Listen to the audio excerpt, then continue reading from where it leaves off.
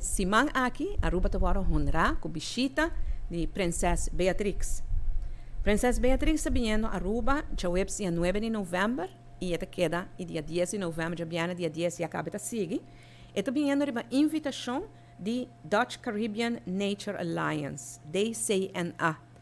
DCNA vai junto com a Princesa Beatrix em diferentes islas do Caribe, e já webs mais internet em Aruba, e tem uma agenda. Esta vai visitar Telefone para a Juventude, esta vai visitar um speeltuin, essa arriba sua própria iniciativa, e que vai com essa aqui também.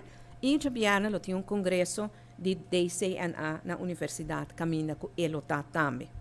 A visita de Princesa Beatrix, lo nota maneira, é visita oficial de Rei Willem Alexander, Reina Máxima e Princesa Amália e Anya aqui.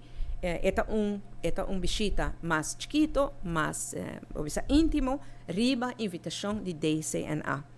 Nós honramos a visita aqui na de Princesa Beatrix e, claro, nós lotei para saludar também de nome do inteiro povo de Aruba.